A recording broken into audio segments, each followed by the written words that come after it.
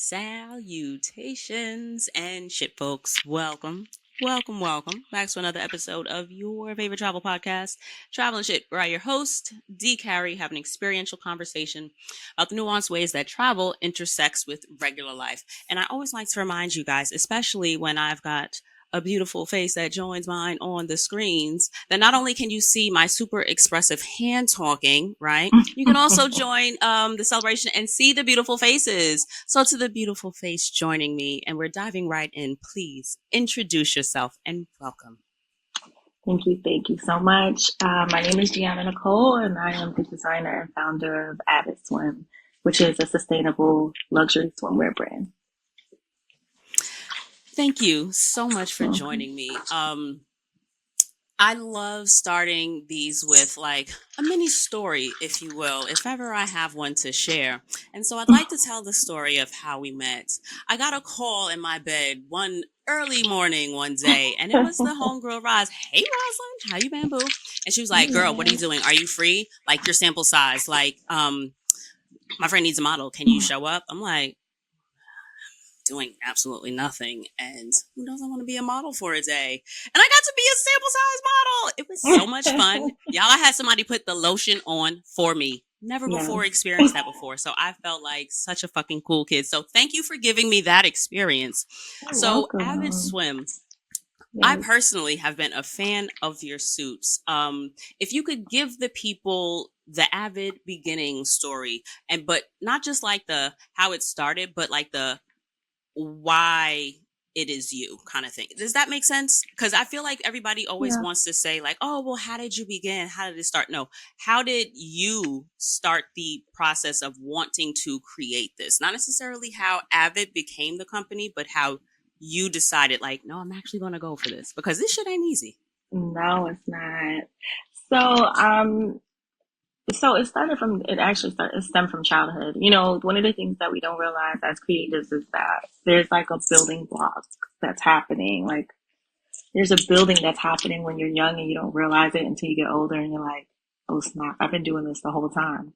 So growing up, I grew up in a large family of 9 children, and I'm one of the oldest. I have a twin sister. And you have a twin?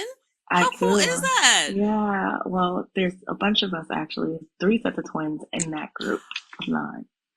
Yeah. God bless. Tell me about it. So, but being the oldest, we had to be resourceful. We had to remake things for our siblings, and I was always creative in remaking our clothes and, you know, thrift shopping. We grew up in Brownsville, Brooklyn, so we didn't have much. We had very, very humble beginnings. And so we had to make things work, but I was creative throughout the whole process. I honestly never thought that I was going to go into fashion design. It kind of happened after I had spent time working in fashion. But how did Avid Swim become? Essentially, our vacations were on the beach, Coney Island, Sheepshead Bay. And I had to remake things growing up for my siblings because they couldn't fit my swimsuit. So I had to cut them in half and sew them together and make a new one for them. And then that kind of started me creating like more wearable products, like, you know. And as time went on, working in fashion and understanding the business behind fashion, going to school for business, those types of things, I always knew I was going to have my own. I just didn't know exactly what that was going to look like. But the root just came out. I spent a lot of time as a now adult traveling and exploring and escaping into different places and wondering about culture and wondering about things. So I spent a lot of time in swimsuits. So then it came up again. Like now I'm making my own swimsuits, and now I'm interested in carnival swimsuits, and so I was just kind of exploring my creativity at the time. I did try different avenues like evening wear, things like that, but it's just swimwear was my heart. That was it. Swimwear was my heart. So I lived through that, and I felt like my energy, everything that fed me was on the beach. And I try to show that through every collection that I have. Like each collection is inspired by a vacation, a location, culture, something I read on, something that I experienced. So that's kind of like how Avid Swim evolved within the brand and within the business of its development. So what made you want to actively like bring it to life as opposed to maybe like working for somebody else? Like why for yourself and not just like necessarily staying on the business end of it, you know? And to be honest, it wasn't me. It's Mm, literally, it wasn't me. I worked for I worked for luxury brands. I received jobs in design practice. But it really wasn't me. It was everything around me pushing me to do it on my own. Like me sitting and doing a whole sketchbook and having like my lookbooks and all these things together, that I was just practicing my creativity. I had coworkers around me and higher ups that were publicists and magazine editors, and they were like, are you making these? You need to make these like now, versus them saying you need to make them for our company. mm, And I was supported through that. So when I decided to say, you know what, I want to work for myself and I want this to be for me, I didn't think that I was going to ever do it by myself. Like I never thought that I was going to have the company Avid Swim. I just wanted to create. mm, I always thought that I was going to work and have this, but that wasn't the path that God had for me, because He put so many different people in my life that gave me a huge head start. So that was a blessing. And as I was going through the process, I started realizing, like, okay, clearly He does not want me to work on anything else, because everything else keeps going away. And it's like, nope, focus on this, focus on this. So that's kind of like how it developed into like an independent project and more of a business essentially. Okay, Yeah. so maybe a little bit of a sideways question, but how did you actively listen to that voice? Because I know that it can be hard to stick with that if you don't, because I feel like listening to you say it, what is standing out to me is that you recognized it and Hmm. that you heard that, okay, so clearly this is where I'm supposed to be, as opposed to this didn't work. This didn't, let me try something else. So what about Yeah. you do you think it was that stood out differently in that situation that you were able to, or I guess a better way to ask that is for someone who may feel like, all right, well, I thought I wanted to do this, or I feel like I want to do this. And the way you saw different roadblocks as a no, this is course directing me this way. I Hmm. guess how would you suggest somebody be able to kind of navigate that? Okay, is Hmm. this me in my head, or is this really no, a gentle push, if you will? To be honest, and I know this is just like a blanket statement, but it's honestly having faith in your path. I have constant conversations with my health, myself, excuse me, and my higher being, whether that's God or your spiritual God or however way you want to call it. But it's a constant conversation. Like, what am I doing here? What am I supposed to be doing? And take away the things that don't work for me. And when I see that there are roadblocks, if I know that I'm challenging something and it's just not working, and every time I challenge it, it puts me in the worst situation, that is not the way I'm supposed to go. And it's like a lot of times we like to force ourselves into positions that are not for us.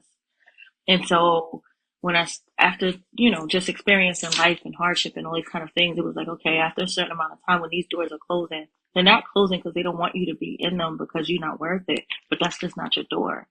So sometimes we tend to just focus on banging on the wrong doors, but there's always signs. There are people that are around you that guide you positively and negatively. And then there are challenges that you have to make a decision to say, okay, I'm going to try this 3 times. If it does not work 3 times, it's not working. Almost like when you're rushing for a flight and everything keeps going wrong, but you just don't need to get on that flight. That's just kind of how it feels. There's not really like a roadmap. It's more of like, you just have to feel it. And especially if you're guided, you're going to know like, okay, no, no, no, no, this was not for me. Mhm. This is for me. So, I thank God that I do have that connection to myself, to my inner self, and listen to my thoughts.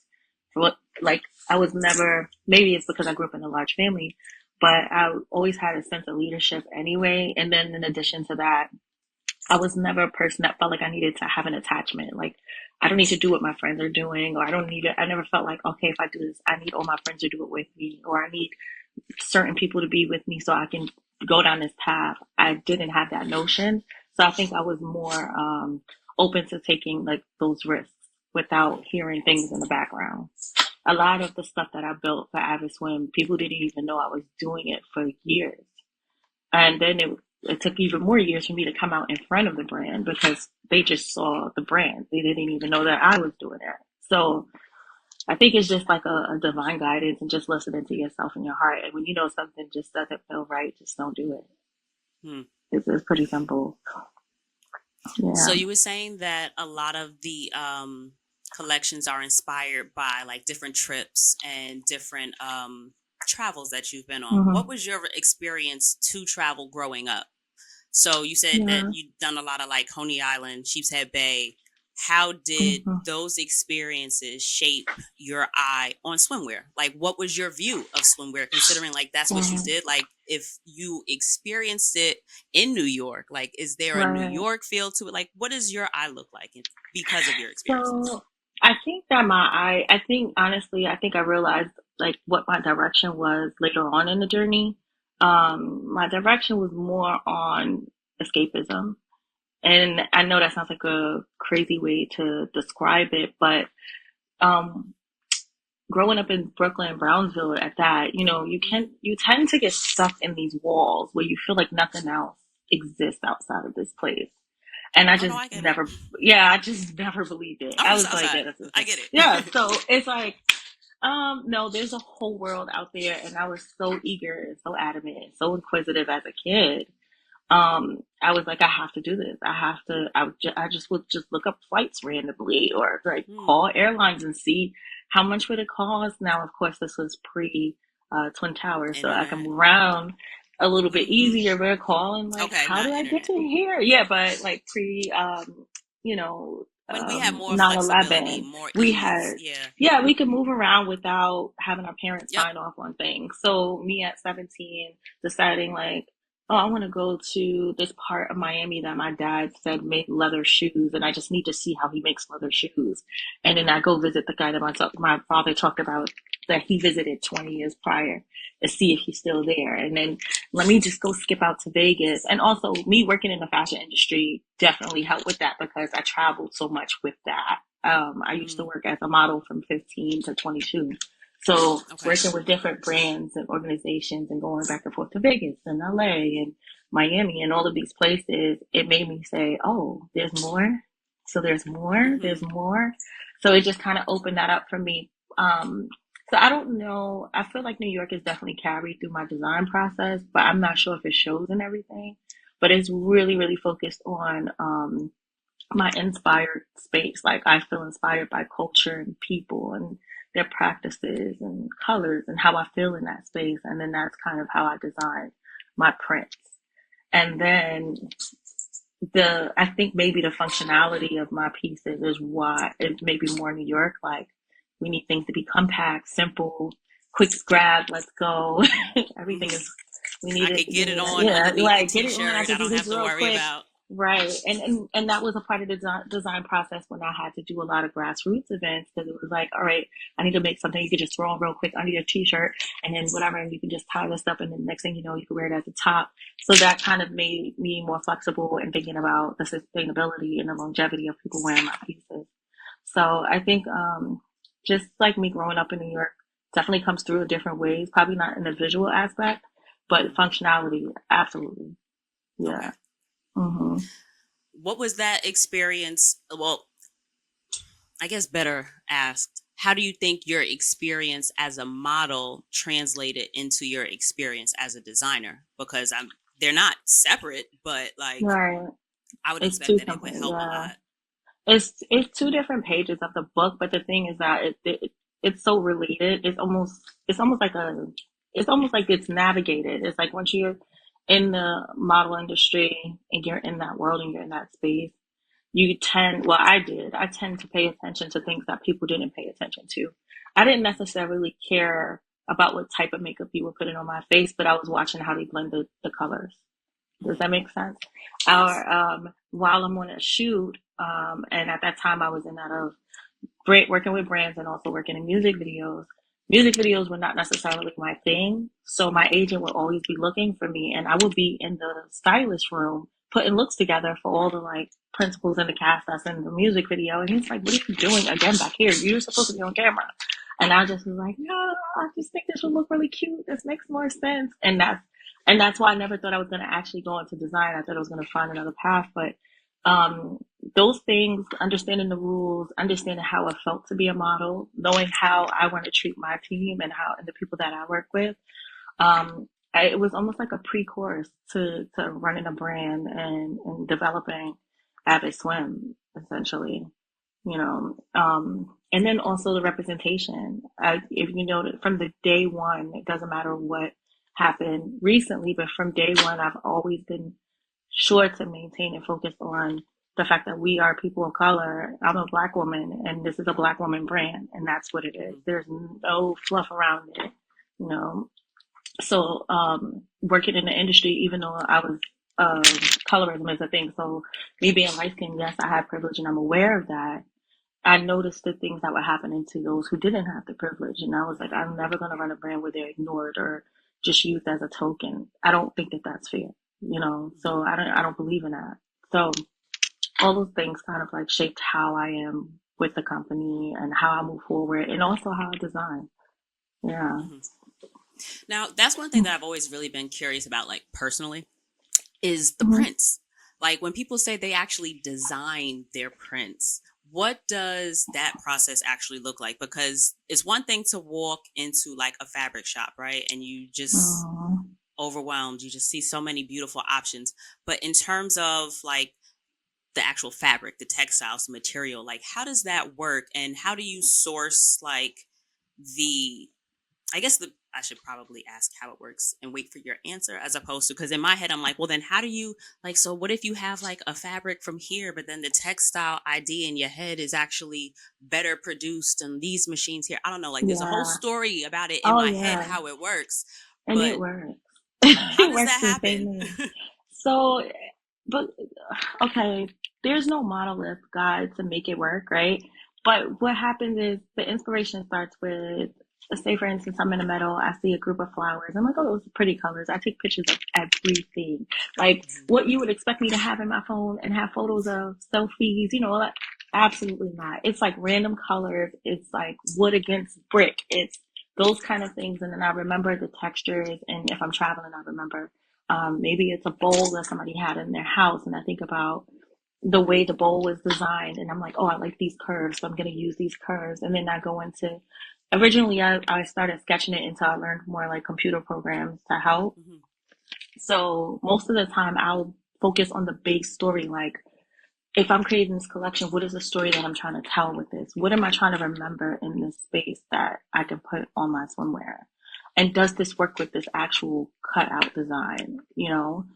Is this functional? Can this be worn with other things? So I start with that process. It always starts with a story.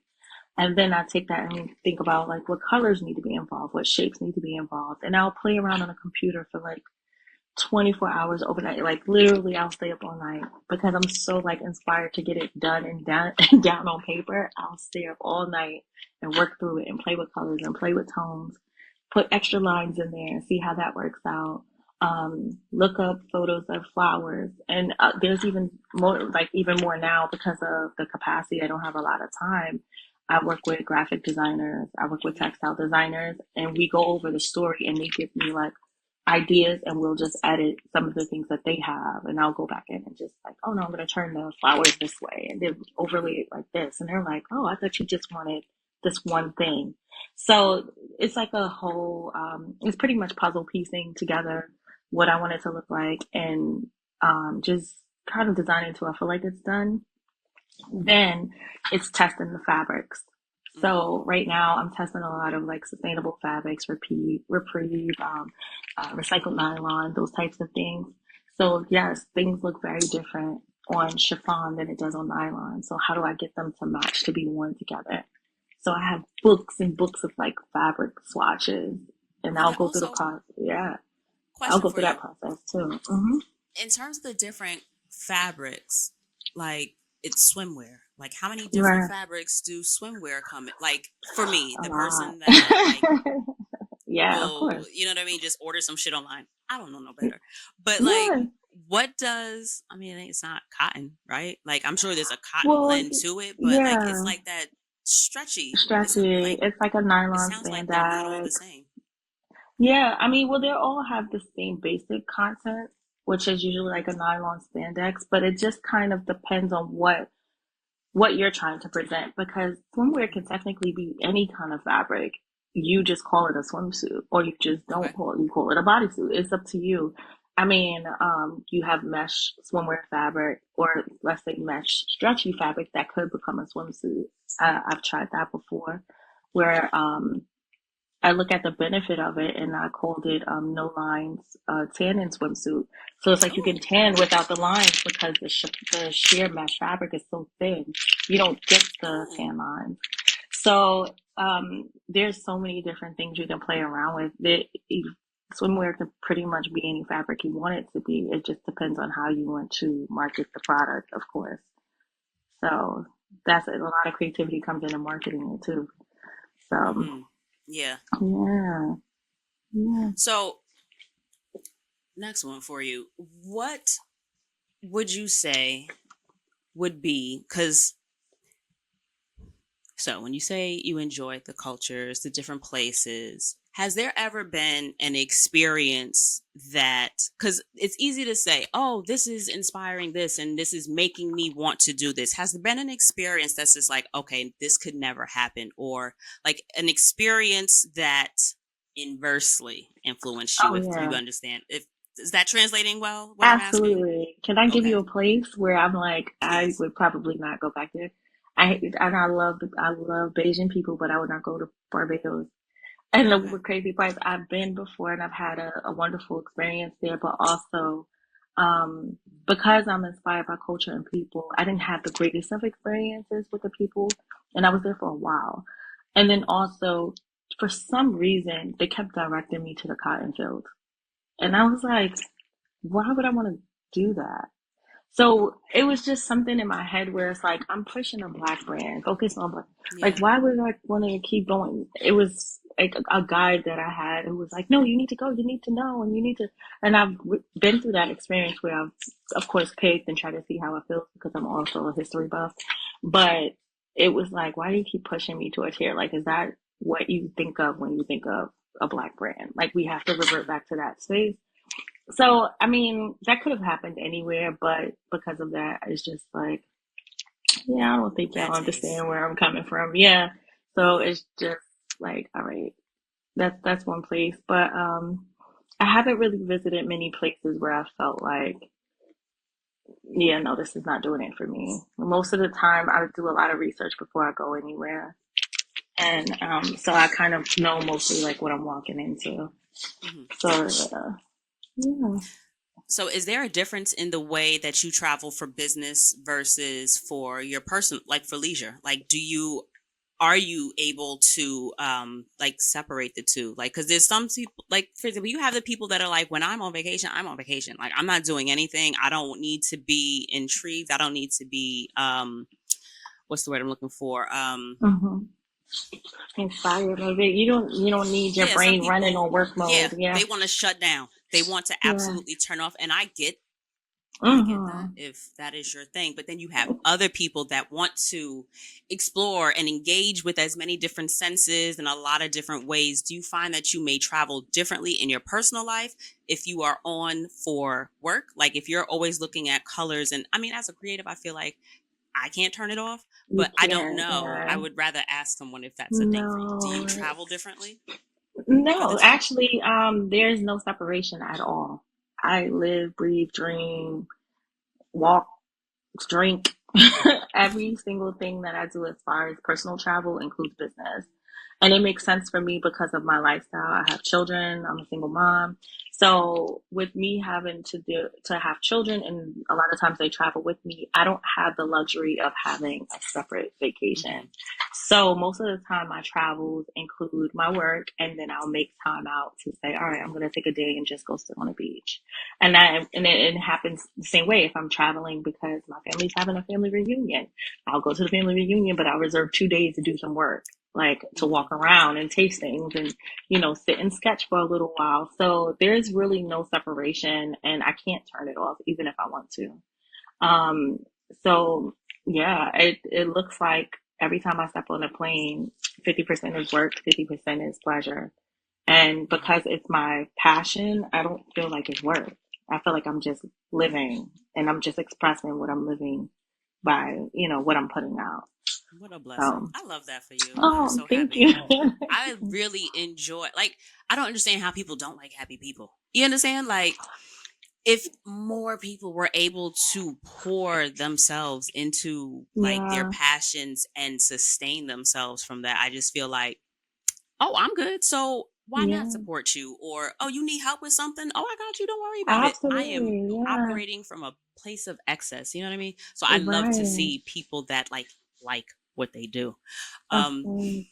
with your materials, how do you or do you source from other like countries? Like how do you pull Hmm. in different fabrics, and do you always feel the need to go in person to touch the materials? And how do you necessarily balance cost effectiveness and then also like I want to be sustainable, or I want to pay fair wages to the people Hmm. here so that like I'm not being abusive to different Right, ecosystems. What does that look like, considering that like your brain is like you can find inspiration in everything, right? So when right. that comes to pulling things together, like how do you Hmm. navigate it being from like the world is your oyster? How do you navigate Yeah. it being from all over? I think the good thing is that I have a brain of both sides. So I have my business functional side, and I Mhm. have my creative, flowery, float in the garden, watching butterflies side. And so when it comes from when I have when I have to source fabrics and things like that, I go into functional mode, and it's like, all right, I need to do my research. I have manufacturing companies that I've worked with for 10 years. So if I need anything from them, they'll send me agents that'll help source things.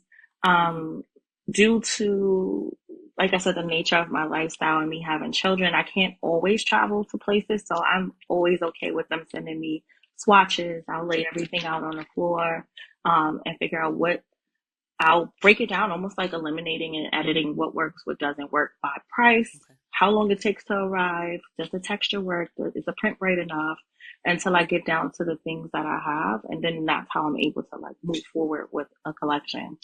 Um, but with technology, also sometimes you get to actually, even though you don't get to feel the fabric, if I'm aware of the texture of the fabric, I get to see my garment in full piece Oh, just nice. on the computer before they even sew it together sometimes. So Mhm. I'm like, oh wow, this is actually pretty good. So I can see how it flows. I can see if it needs to be wider. Those kind of edits can be made digitally, which is like the best thing since sliced bread for me because it eliminates the time for me to create something and put it out to market. Mhm. So that's what I love about technology right now. They make it so much easier for us.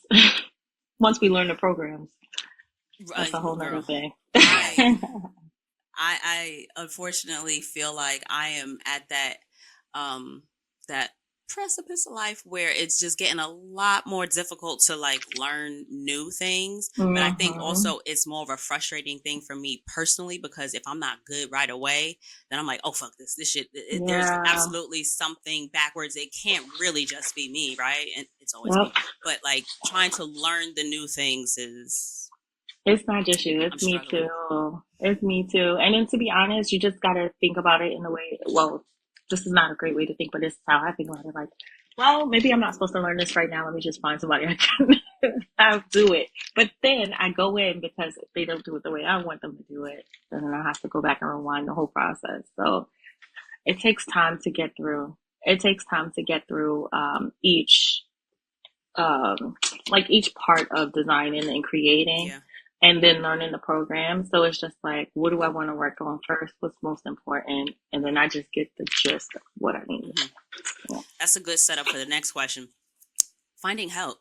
In terms of help, especially being like a very digital world, like you've got access to people from all over the world, and everyone's got different specialties and things that they're really great at. But one thing that I personally have noticed is that sometimes when you are at the point, it's very easy to identify that you need help, right? But when Mm, you don't know what you don't know, sometimes you think X is going to be helpful, and that's not what you needed, but you didn't know any better. So right.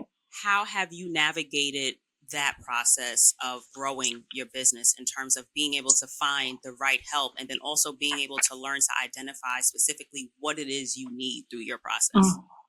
Yeah, I mean, once again, because I worked in fashion, I went from working in the modeling industry and then going into corporate fashion as a merchandiser and also learning the business behind it. So I just looked at what the brands that I work with had and what was like their core needs. Like, was sales more important? Was PR more important? Was this important? How can I minimize the aspect of that? And how can I get maybe one person who could do marketing and sales versus a whole Right. team? Um, so I just thought like, okay, what am I struggling with? Because I don't ever want to be the smartest person in the room. I don't know everything about marketing. I don't know everything about designing. So now it's like, all right, what do I need help with? How can I fill in this gap? And how can I make it to where I can build a team around this, like what I need. And it's been a challenge. It's a challenge to today. I'm still working on a team, and it's been years. And I've had teams, and they've been great, and then I haven't had teams, and then so it's a constant struggle. It's just like pretty much any business. And then when you recognize that someone is really good and you're kind of like, but they just shouldn't be here. They need to be in a bigger and better place. It's recognizing that and saying, you know what, you're doing so well here. You're actually ahead of me. I need you to go ahead and go do your thing. And then when I Right. get to that spot, then you can come back and help me. Like, so yeah, it's a challenge. I think that's probably one of the biggest issues as, Black entrepreneurs that we have is developing our teams, you know? So, I'm still learning. I'm figuring it out day by day. Yeah. One thing that is now more front of mind with the I don't know if they're all Teamsters, but like some of the Teamsters going on strike. Like another part of like travel is transportation, Oh logistics, yeah. like shipping.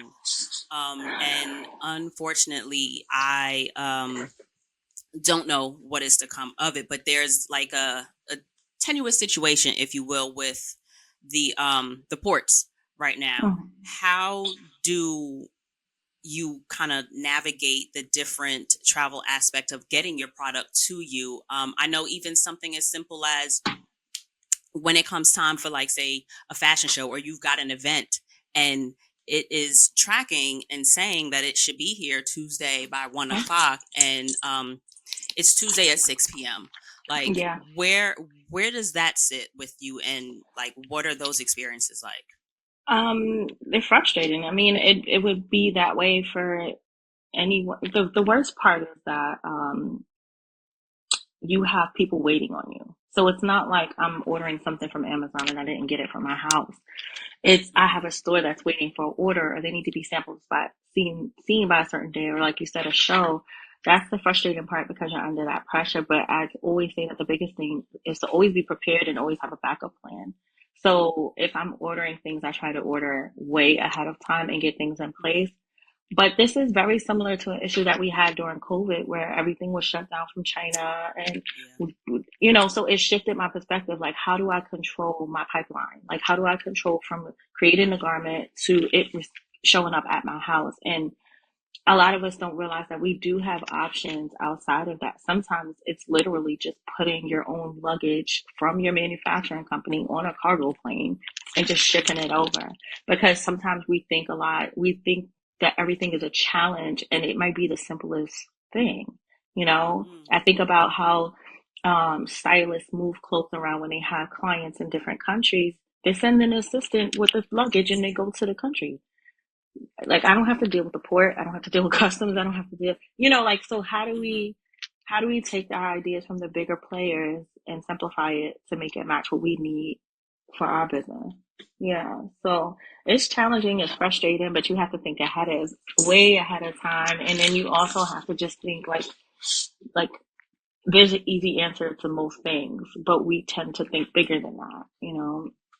And Avid Swim is a very small business, which will grow and expand, but I can't run it like it's an enterprise because that's what will bankrupt me. So I have to think like, if I needed to get something to my cousin, what would I do? Mm. Right? You smart. So, You smart. It's what gonna about be an you? enterprise because you smart. That big Yeah, brain. I it love will it. be. And then it's collaborative efforts. When you make relationships with other people, they find ways to help you. So Hmm. this is why I'm not, even though I provide products, I'm a person of service. What do you need from me where I can help you? So that way, when I need help, I know that you have my back as well. So sometimes there's orders that come in from other brands and they might be coming from the same place. And it's like, hey, do you have anything coming in the next month? And we just put our things together and ship it together because we don't think about that either. We need to start collaborating sideways with our peers because Hmm. we're all in this together, you know? Yeah. Yeah.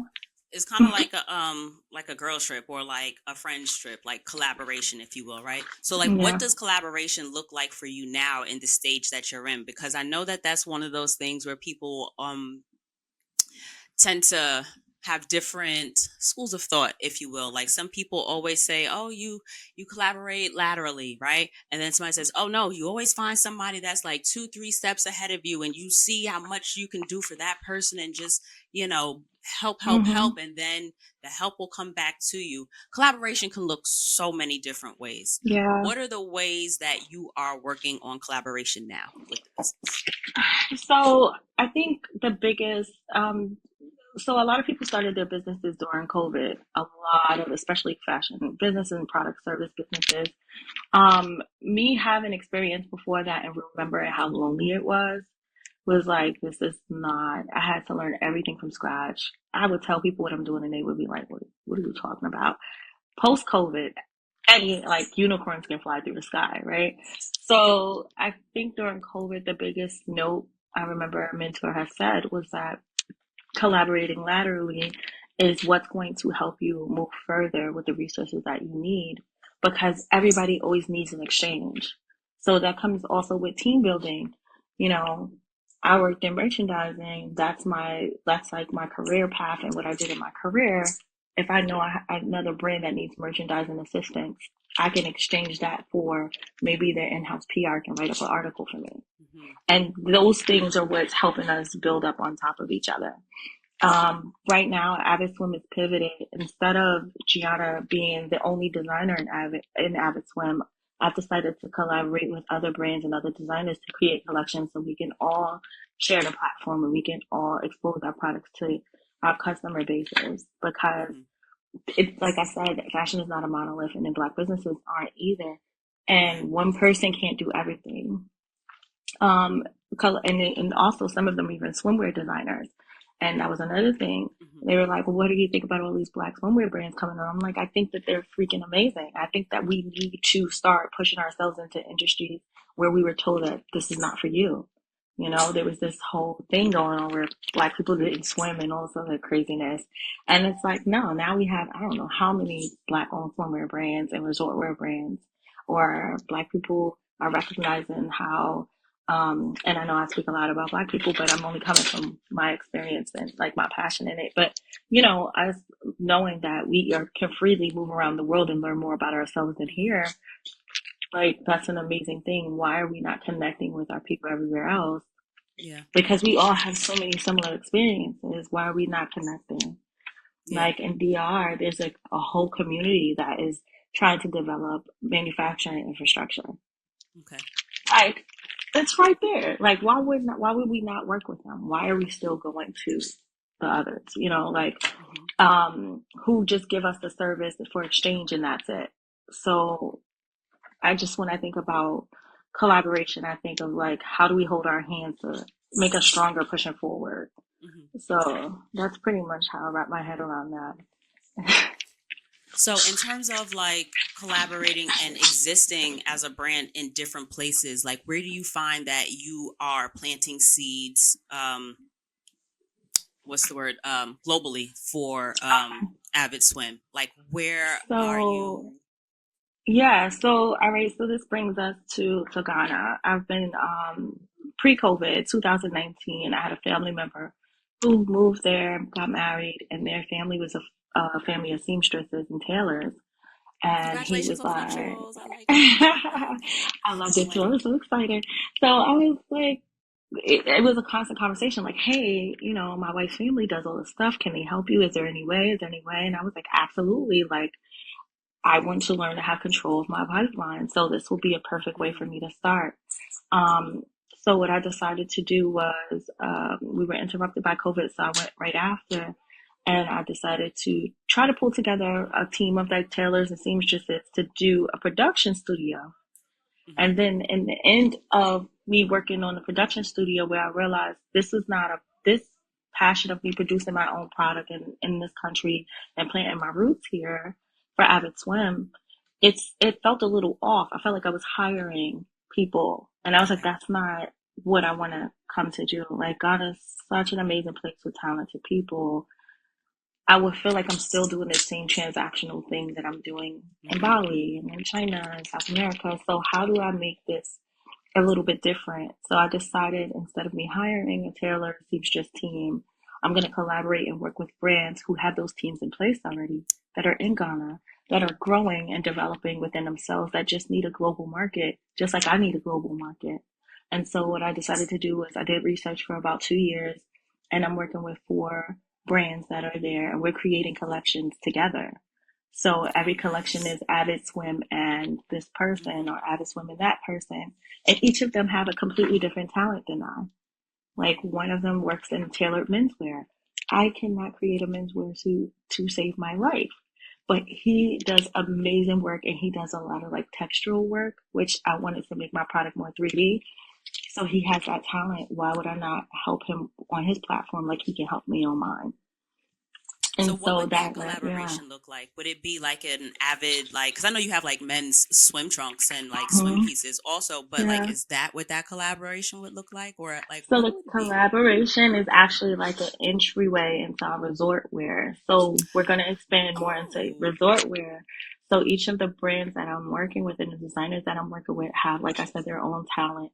One of them is an amazing crochet artist. Like, she Hmm. does amazing work and works with pearls and beads and all this kind of thing. So I know, like, okay, swimwear, resort wear, crochet, it just makes sense. Like, how do we Yeah. develop our brand outside of just this spandexy nylon space? Hmm. Like, how do we develop, and then how do we include other ideas and other creatives into this space as well? So I'm learning from them, they're learning from me, and then we're all learning from each other because we all work together. So before I got there and pulled everyone together, they either heard of each other before, or Hmm. some of them like met each other before. But now it's they all communicate and hang out regularly and work with each other on projects outside of even what I'm doing, which is exactly the point of us collaborating and growing Hmm. together. Yeah. So yeah, so we're developing resort wear, and then what I would like to do is, as a result of the work that we're doing there, we're documenting the process. So there's a documentary that's being filmed at the same time. I love And that. then it's actually going to turn into like a collaborative design studio. So I want to have a space where creatives can come and exchange ideas and teach each other different techniques on dyeing and sewing and Hmm. things like that. Yeah. So, Love and I that. love it. It's such a beautiful space. And then on the on this side of the space, I'm working with a company out of DR, where I'm going to be doing like one-off drops of like specialty pieces, more into resort wear and things like that as Hmm. well. So it's just like it's pretty much like an evolution of the company, but just an evolution of design as well. And when you go, I think we just tend to think that we're like we're the only space that has these magnificent things, and it's Hmm. not even true. So it's like you're digging for gold and you find it, and it's like, I gotta show everybody. Oh my goodness, this is amazing. So yeah, so that's where the journey leads me as I travel. I'm not just looking at waterfalls for inspiration. It's like, Hmm. what am I planting here, and what am I doing that's gonna deposit something into this space versus Hmm. me just going to take away from it. So that's how I think about it. I feel like I enjoy how your brain works. Like, just from like the outside looking Thank in, you. it's just like, cuz now I'm like, okay, so how do you even stay grounded? Because I find, as someone who is just universally interested, it's not really much that Mm-hmm. doesn't really interest me. Right. I find that I can be very interested in something and then kind of like tap in, like, okay, I'm here, this is this and this is that. But how do you find yourself able to ground that in things that are tangibly functional, useful? How do you cultivate your ideas? How do you bring them into a space that you can go forward with, that you can kind of revisit and then kind of make the thing happen? Because, and Mm-hmm. this is a me question, because my Yeah. brain doesn't stop, right? Like it just is always going, and No. this is this, this is an episode here, this is an episode here, I'm curious about this, but then it's just like all of these ideas, they're here, and then I'll do a voice memo, and then I'll do notes, and then I've got these pictures, but then I find that I've got all this inspiration, but pulling it together, that's where the That's the hard struggle part. approaches. Like, how Yeah. do you find that you ground yourself and give yourself the space to make your actual creative thinkings and ideas become something? Well, it's a challenge.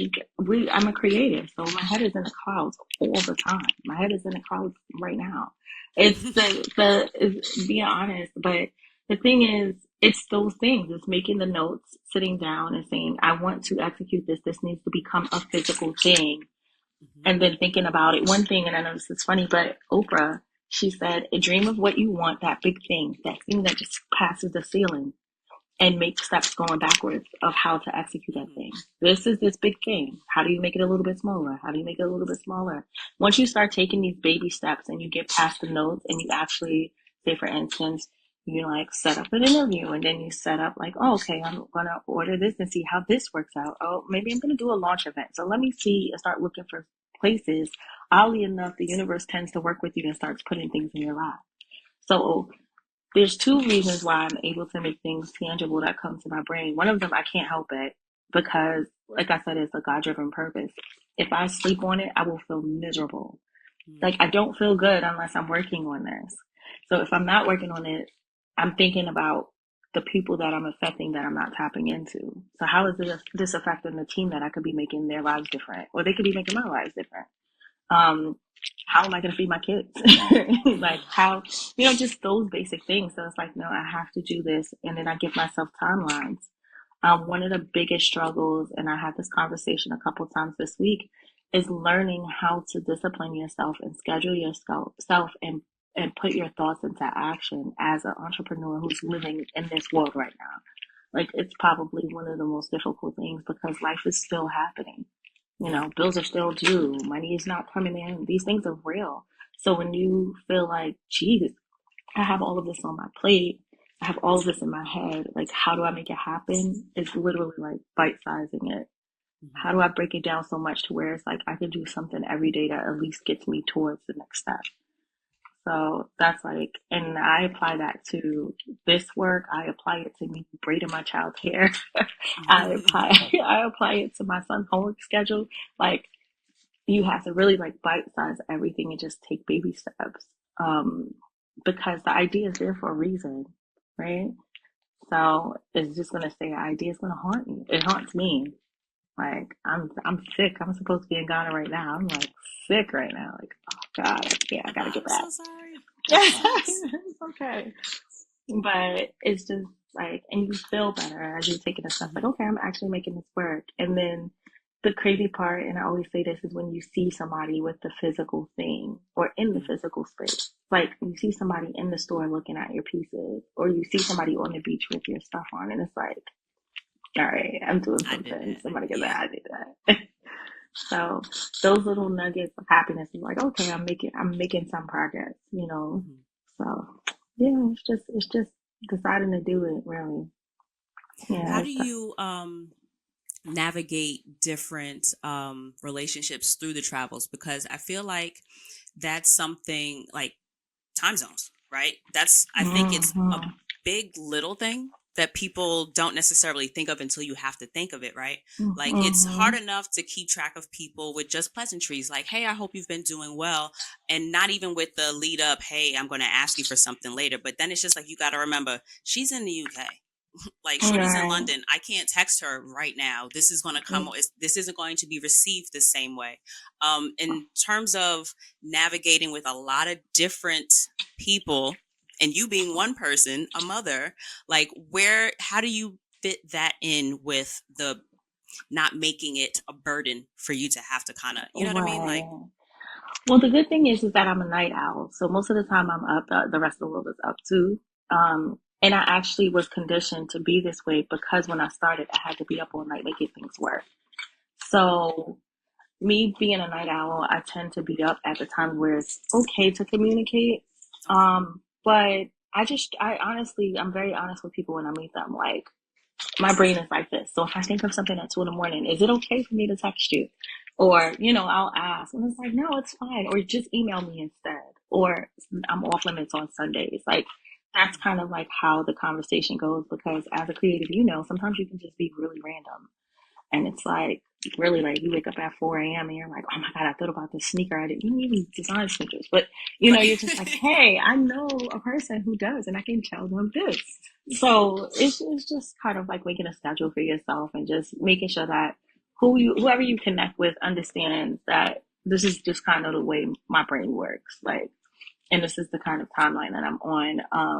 But working with the team, I always schedule things. It's like, once again, like, my calendar is my best friend.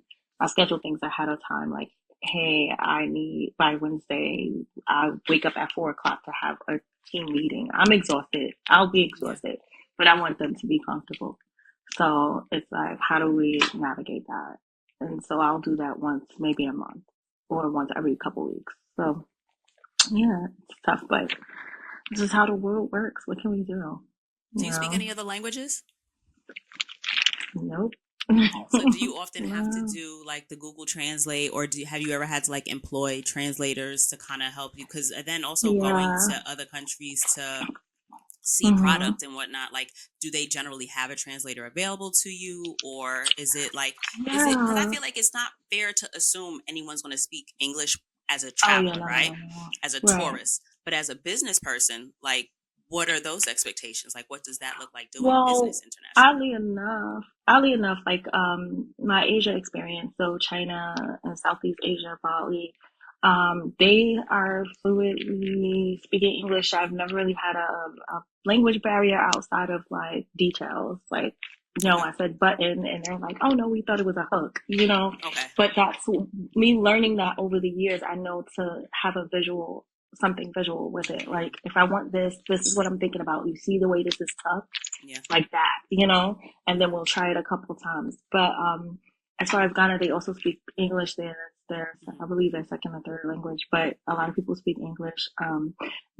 But in Ghana specifically, and now in DR, I have a go-to person. So Okay. um, I don't speak fluent Spanish, but I do understand some, and I can speak a little bit, but I don't really need to because most of the time they are speaking English. And I do have a point person for the manufacturer there. For the Ghana project, I have a project manager who literally communicates with the team for me. I'll meet with Hmm. him, tell him what I need to do, tell him what's in And he place, makes it happen. and then he'll make everything happen. So it's like, okay, then he'll come back to me and say, okay, this is happening, that's happening, this is not Hmm. working. And he also resources things. So if I'm like, hey, I need special beads made for a certain thing, he'll go into the villages and see if there are bead makers there that can help me make these things. So like, it's really having a point person. But so far, thankfully, I haven't needed a translator. Traveling through Portugal, I did a bit, but thank Okay. God Google works, so it's not too tough. But most of the places is fairly easy. It's What fairly about easy. cultural nuance? Because like you were saying, like, oh, like, I'm asking for a button and they're thinking a hook. Like, things that we don't and by we I mean me, the Hmm. civilian that doesn't do clothes for a living. Like, I something as simple as like men's shirts button on one side and women's shirts button on another side, right? Hmm. Culturally, some things make a big difference in certain areas or in certain places. Like, women don't do X, or the Right. flexibility or the freedoms with which we may move, speak, and make assumptions here in the States don't always, play the same in other Hmm. places. How have you had to kind of navigate those kind of cultural norms? I know one thing that was very jarring for me personally was traveling to the Middle East. Like, you're American, right? And you know Hmm. that you've got very American ways about you. But baby, when I had to kind of be like, Hmm. shoulders out, knees out, and I'm Right. going through my things, like, I've got to have something modest. No, right? So instead of just showing up and thinking my normal is okay, how have you kind Yeah. of had to navigate those cultural nuances and like little things that like are second nature maybe to you in the way that you Hmm. interact with people, but like in terms of business, like even some, you know how they always, I don't know about your experience, but whenever I've been introduced to like international business, it was always with the example of like if you bow to greet somebody or if you're supposed to shake their Hmm. hand and kind of greet somebody. Like, have you had any of those issues with needing to adapt so that you could get the work done as opposed to kind of like maybe placating to an ego or a presumption of what should be? Hmm. I think going through it really, because you can do as much research as you want, but one place will say that you need to wear a full on down to your ankle garment, and then the next place is like you can wear a tank top. You don't really know until you have your point person who helps you understand and you have conversations about it. And it's okay to walk in. And I've sat at tables with politicians in Ghana and sat and was like, I'm ignorant to the fact of why we can't speak on certain things. Like, can somebody help me understand what this conversation is about and why can't we do this and what is this issue? Because even me, not only being a New Yorker, but a Black American woman, I'm going to say what's on my mind. And if you're like, no, no, no, no, and I'm Mm-hmm. like, what is this? No, no, no. Like, am I supposed to listen to him? Am I not supposed to? Like, like, Yeah. I don't know what to do. So, and I've sat even in places in palaces with chiefs where I didn't know it was customary to bring certain gifts. I'm Mm-hmm. thinking the gifts that I'm bringing is what is okay and it's not, but it's really just going through it and understanding and being very clear and open. Like, I'm sorry, I don't understand the culture. Can you Mm-hmm. help me understand? Like, where can we meet halfway? Or what am I supposed to do next time? Like, those things, Right. those types of conversations are important.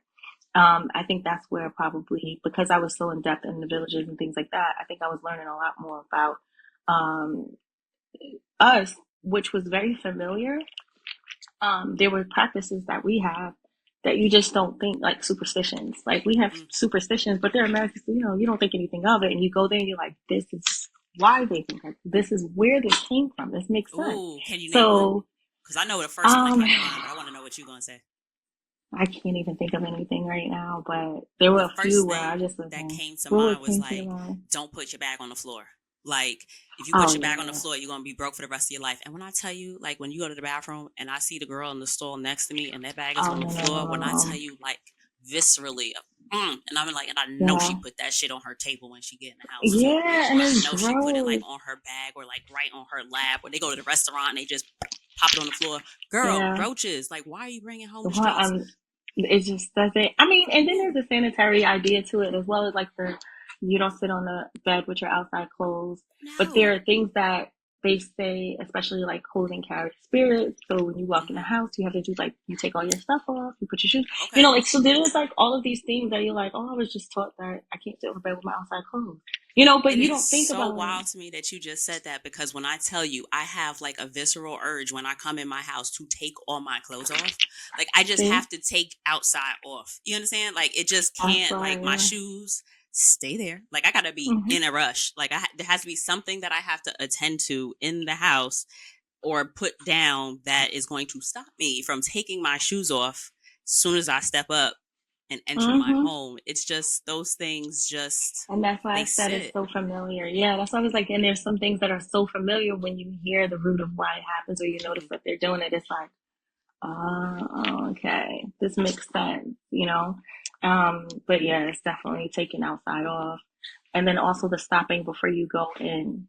So the stopping before you go in is like if you have a stressful day or you have a lot of things going on Mm, and that you don't just walk into your house. okay. You have to sit and kind of reflect and release. And then it's like, okay, you know, then it's Okay, like, I okay, like then you that bring one. yourself. So I noticed that a lot of people, this is a thing, like people sit in their car for 10 minutes before they walk in so it's just like, oh, okay, Yeah. it's starting to make sense. But those things pretty much travel globally. It's really up to you to recognize what it is and and respect their boundaries Yeah, and their thoughts and their processes and their practices because you are in someone else's home. absolutely.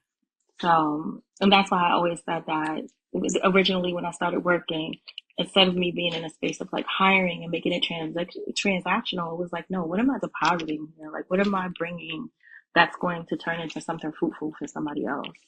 You know? So that was like, I don't want to just come and take. Yeah, that's actually refreshing to hear, because especially in terms of um, a company or a business that you are transactional with, that you are like, I don't want to say what's the word, not experiencing, not expressing, but you are engaging with Mm-hmm.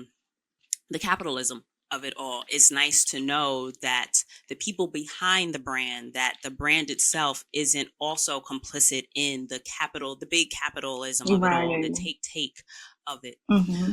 What are you excited about for? Like, what is going on in Avid that is like, you know what? I have an Let extra me hour in me to stay up see. at night. Like, I'm gonna get this one done. Yeah. Like, what are we working on? What is happening for you? Like, how can we also So, support you through this? yeah, definitely. So there are a few things happening, but the biggest thing that's happening, it's not just an Avid, but it's in me, and it's just self development, like focusing on my discipline, things like that, and making sure that my mind is right to be able to go into the next phase of work. The next thing that's happening is I'm releasing a collaborative project with a visual artist. Her name is Naomi Band. She's amazing. We sat and had a conversation about our experiences of finding ourselves, because this travel thing wasn't just me exploring others, but it was also me finding myself. It was a journey to my roots. So we sat and had a conversation and we just clicked, and she was like, I want to paint this out. And she painted this amazing mural. Wow. And there's so much representation in it. And we ended up creating a collection. And so that should be releasing within the next 60 days. And then also like the Ghana project, it's called Passport to Ghana. So working with the brands and the designers on this collection that we're doing, that's going to be, I think, 26 pieces, which is a very large collection for me. But it's 26 pieces with 4 brands, and we're overseeing everything, and that release is late next year, so 2025 into 2026. Like, I'm really excited about that, because that is truly like the next step into expanding Avid Swim into a different space. So that's what I have going on. And then, of course, I can always be supported by purchasing swimwear on avidswim.com, or visiting our Instagram and following our story. Um, and we do make product also. Our product line is expanding. We have men and women's, and we do have some kids pieces, but we're going to be expanding our kids line as well. I think that'll be really fun. Yeah. Gianna, thank you so much. Thank I um you. I don't think, like, y'all, and by y'all I mean like my incredible guests. I don't think y'all ever really know how much, especially those of y'all that are creatives, how much you guys just pour into me, just listening to y'all think. That's another reason why I enjoy doing this podcast. Like, Yeah. travel is so much more than vacation, and I really try to like ensure that that kind of hits home in every episode, because swimwear is a very staple part to vacation. So duh, that Mm-hmm. was an easy reason to have you as a guest, Right. because I know that's one of those things I'm always on. I can't rewear the swimsuit. I gotta buy something else. That's one of my favorite things to actually buy for vacation. So I'm so glad that you agreed to this. So Mhm, thank you again. yeah. But I don't Yeah. think you guys realize, just as creatives, how much you guys pour into me and to the rest of the people that like listen to the show as creatives, because this is not your typical travel show. Right, This right. It's is not. more about yeah, we started talking about this because we were talking about the trip, because we were talking about the travel, but it turned into so much more. Just your creative experience and the process that you take and the way that you speak about what it is that you do is Mm-hmm. so fulfilling to just listen to. And I am Thank so you. excited to see where you go. I love how happy this is for you and how much joy this brings to you. And I truly Thank hope that it you. continues to bring you so much joy and success throughout your life. And again, thank you so much to the good folks listening. Travel is more than vacation, like I fucking said every fucking week. But this was Mm-hmm. another like reaffirming conversation that there's more to what is going on around you while you're on your vacation or while you're visiting your family, or unfortunately, like, people travel for like not fun reasons also. Like, if you are, Yeah. unfortunately leaving a place because, I just got divorced, I'm leaving this, Yeah. this state because my people are from here and I need to be with my people. There are plenty of reasons to travel, and there are so many things that are going around us while these things are happening, Hmm. and I really want y'all to just tap into it. Talk to the person that's next to you at the Absolutely. little airport, just so you can be like, all right, girl, conversation was great, bye. But you have that Yes. conversation in the back to kind of lead Yep. you going forward with something else. So thank you so much for joining me. I hope that you Thank you guys are so much. truly seeing the value in all of these conversations. And Yes. avidswim.com, I'm going to Yes, slide you over please. there. I can't wait to Let's see all do the it. collaborations that you do. Thank you so I'm much, Gianna. excited. Thank you so much for having me and congratulations on the show. I love it as Thank you well. so Like, much. travel is my shit. So Thanks again. All thank right, y'all. you. Bye.